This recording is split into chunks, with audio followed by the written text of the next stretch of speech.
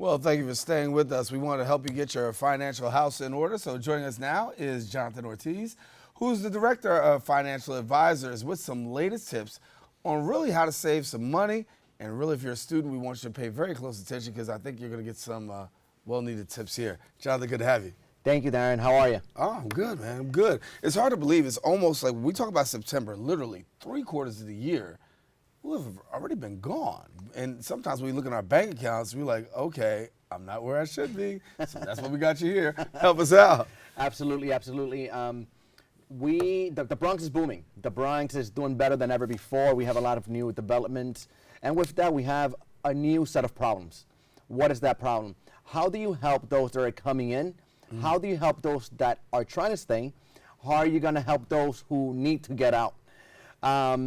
And that's where we come in. You know, being a financial counselor, being a financial advisor here in the city of New York, particularly in the Bronx, had to bring in a lot of new challenges, particularly for those who are trying to save. Mm-hmm. Fortunately, we have a lot of new applications. There's a lot of new apps for the new generation, and the old as well. And I refer to the classicals, the classics. Uh-huh. So with that being said, I think now that a lot of things are changing, you should be very particular about the new apps that are coming up on your smartphone in particular. Apps such as Acorn, such as Mint. Those are apps that right now they're part of the fintech world, mm-hmm. financial technology world, and they will help you manage your money much better than what you're doing right now. Right now, one of the things that I'm noticing in particular is not that people don't know how to use the apps, but that they're not managing the little bit they have the right way. Mm-hmm. 90% of my clients are making a decent amount of money. When I say decent, they have enough to pay their rent, their Con Edison, and their food, right? The problem is that after that, the little bit that's left over, they don't know how to segment it correctly. They're not segmenting it correctly. Is it because of the lack of discipline? Is it because they don't have enough according to them? At the end of the day, for us, it's all your mentality and how you go to approach this. You have two kinds of savings. You have long-term savings, you have short-term savings. So walk us through this. If I want to engage in short-term savings, what are some of the things I could do? Short-term savings, the first thing you would do is set aside, first of all, see if you're working already. A lot of employers offer 401ks if you're in the for-profit world, 403bs if you are in the not-for-profit world. So see if that's one way that you can start saving automatically. Many times you're not going to notice that you're even saving until you see your statement at the end of the year.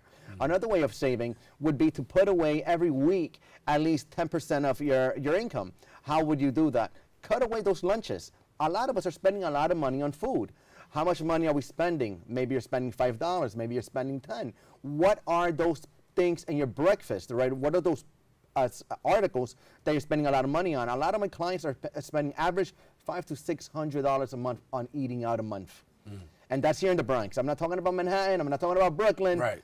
This is happening right here in the Bronx. And I think if we're able to control what we're spending on the little things, we're going to be able to save for the big things later on. And the big things, they require long-term savings. So walk me through that. How do we engage in long-term savings? Absolutely, absolutely. Long-term savings, again, part of it started with the 401k, starts with your pension.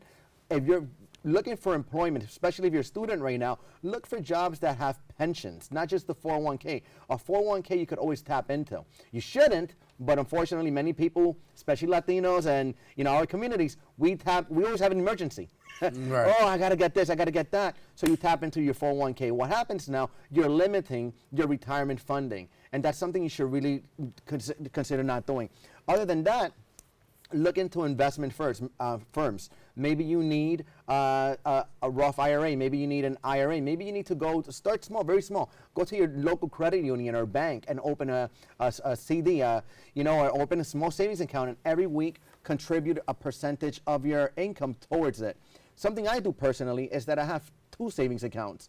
One in my immediate bank and one in a bank I can never touch. It's an online bank that's only accessible if I go through the means. So what I do is that I cut out the ATM card, right. I throw it out, the money is there, but in order for me to really use that money, I would have to go through a number of things in order for me to use it. I'll need to get you in here to talk about students because college season is now, students are going back to school.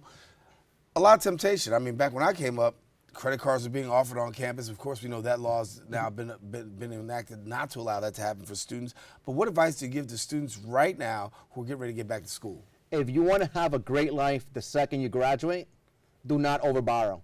It might be nice to accept the entire financial aid package, but unfortunately, a lot of these financial aid packages have a huge amount of loans. If you accept that entire amount of loan that they give you, if you don't need it, you're just putting yourself in a hole. So here you are, 4 years later. You're supposed to graduate, especially if you go to a CUNY, a city school.